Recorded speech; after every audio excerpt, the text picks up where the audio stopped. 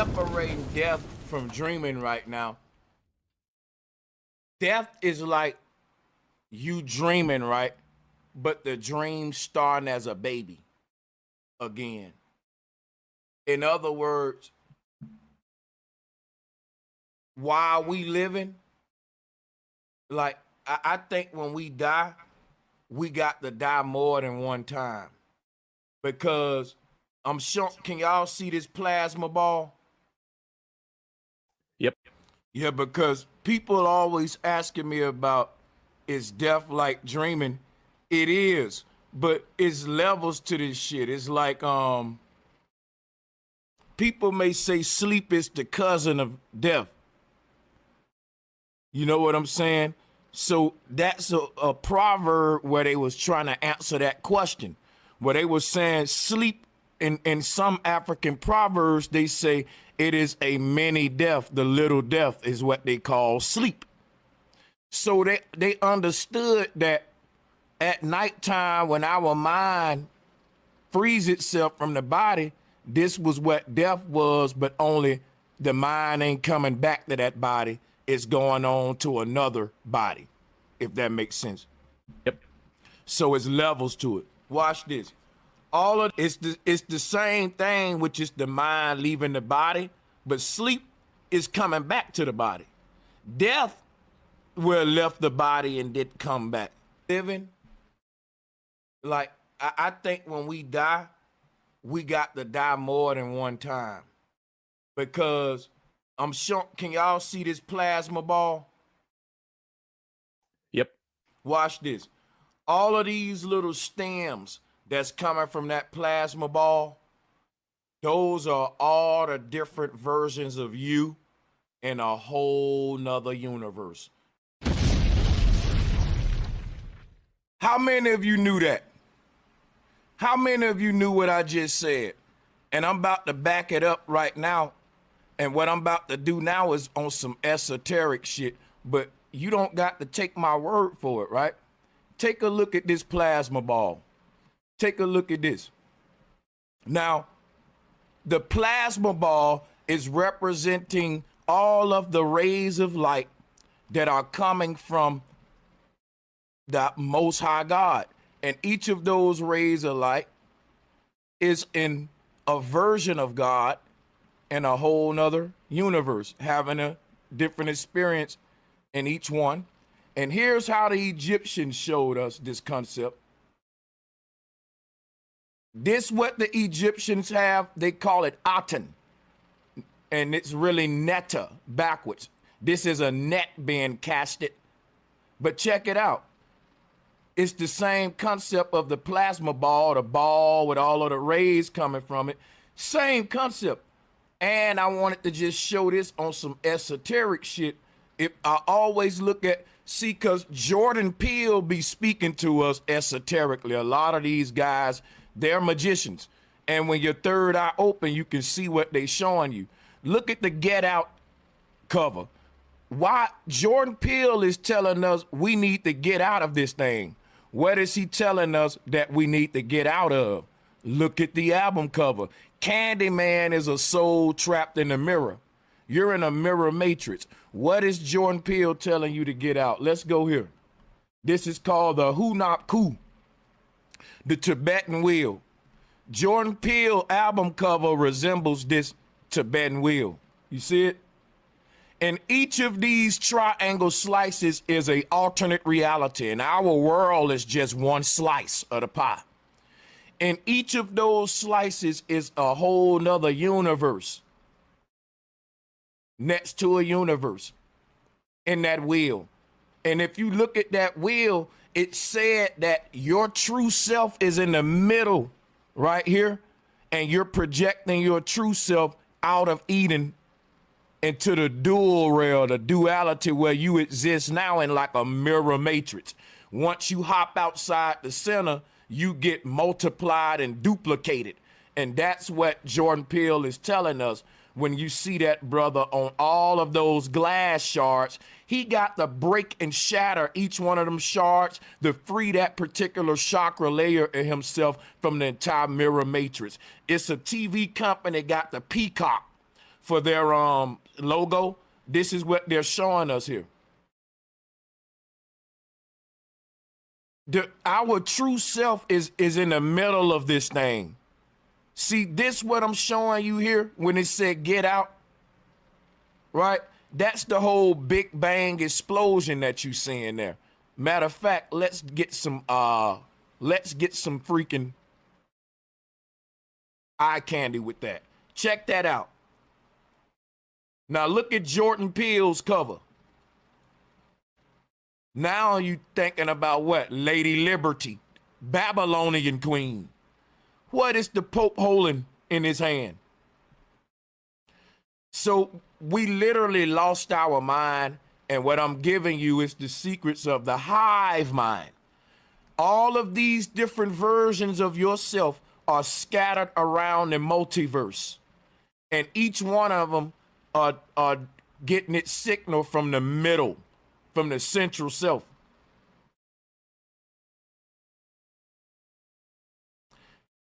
This debunks free will.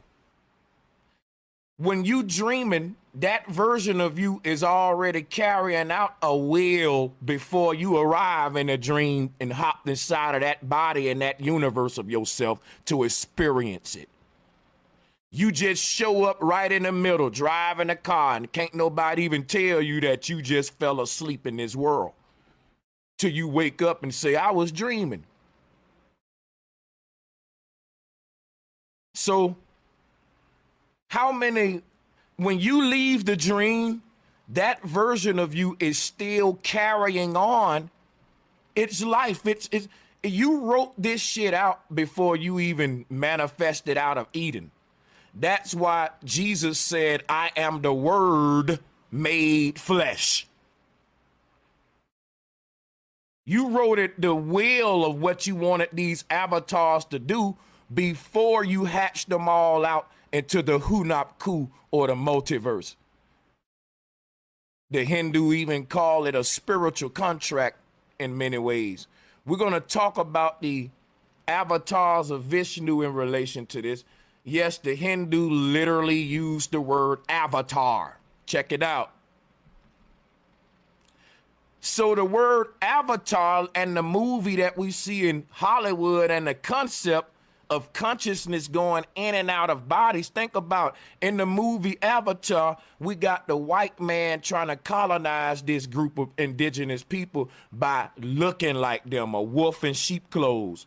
These are body snatchers. There's a lot of people look like you, man, and our souls and consciousness is different, y'all. Everybody ain't the same. You can't just look at skin tone. It's body jumpers and body snatchers out here. Just like the movie. The Hindu talked about Dashavatar, the 10 avatars of Vishnu. The Hindu was already telling us we are avatars and all that way before the movie, but they ain't gonna get the credit. And what's sad is mainstream science in Hollywood mocks this shit right here. It's pseudo to them. But they'll make movies out of that shit, though. With their non-original ass. So keep that in mind now, and then we're going to come back to this concept of the avatars of Vishnu. All of his different avatars being spun around himself. You know, that's a very familiar sacred geometry, and this is where you be thankful that you have a teacher like Brother Sanchez that can sync it together. Now watch this. Because I pick up the parallels. Let's pull this up. So this concept of the avatars of Vishnu, all of the 7 archangels, with Jesus being the most high at the on top of all the archangels. This is talking about the 7 chakras launching out from Eden.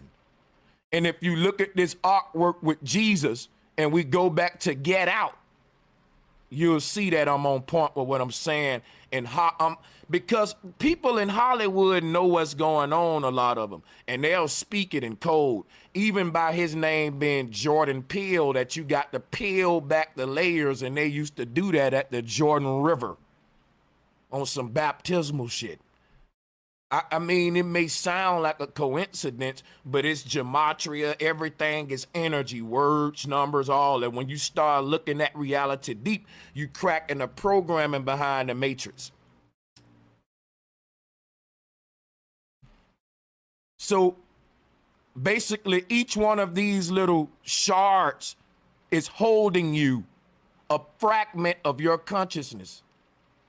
See, when the Lord descended from Eden, outside of Eden, which is a singularity, was the Elohim concept, the plural concept of what we call the dual concept.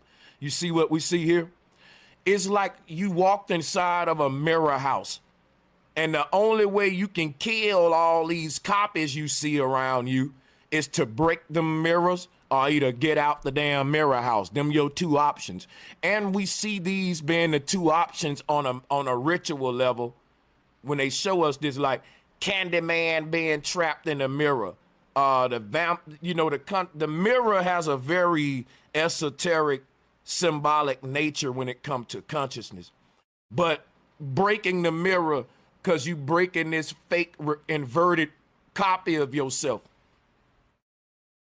If your consciousness was to shift itself inside of the copy of you in the mirror, it would be in an alternate universe that's the inversion of this one.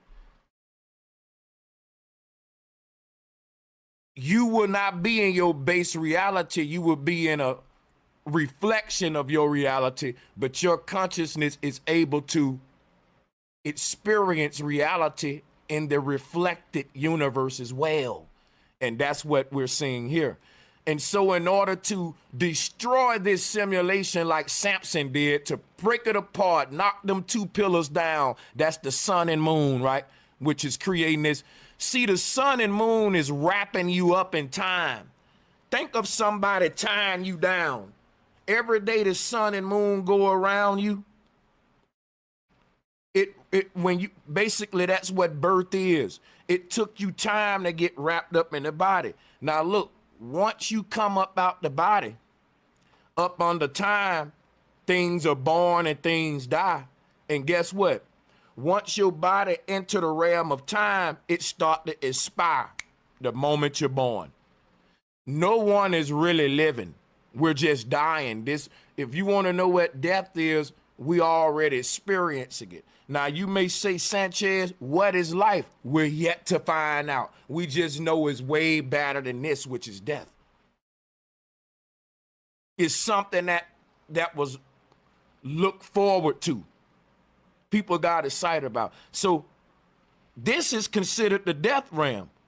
And your body is like a zombie mummy with that wrapped up and is able to revive you in this simulation, but the cost of that is amnesia. All of the mummies and the zombies act the same. None of them remember their personality. So when you walk up to the zombie, if that's your brother, it ain't your brother no more. He's part of the what? Hive mind, the AI hive mind. Over time, you would smack him. You would say, wake up, wake up, wake up. You know you ain't a zombie. And if he snap out of that shit, that's what we trying to do now.